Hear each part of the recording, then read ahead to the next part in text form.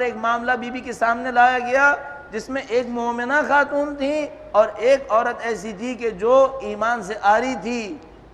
اہل بیت اطہار کی مودت سے بہت دور تھی۔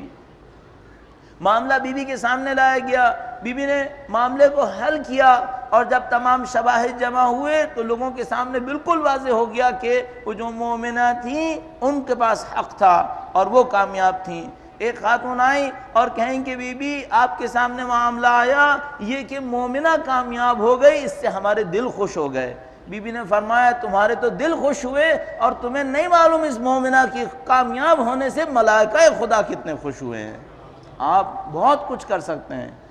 شب ولادت ہے، اگر کچھ حاصل کرنا چاہتے ہیں دنیا کو چھوڑ کر، میں عرض کروں گا دنیا مانگنا بہت آسان ہے۔ بی بی کے در سے ہر دوست اور دشمن دنیا لیا کرتا تھا،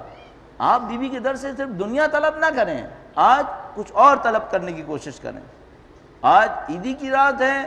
رسول گرامی نے بی بی کی ولادت پر نہیں معلوم کتنی صدقات اور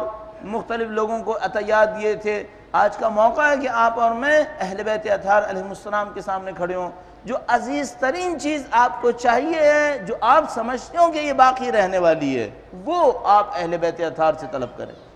یعنی جو مجھے اپنے طور پہ سمجھ میں آتا ہے کہ میں اپنے طور پہ سوچتا ہوں کہ مادی دنیا 40-50 سال گزر جانے والے یا مثلا 30-40 سال کسی اور طرح گزر جانے والے، شاید اس میں اتنی کوئی قدر و قیمت نہیں ہو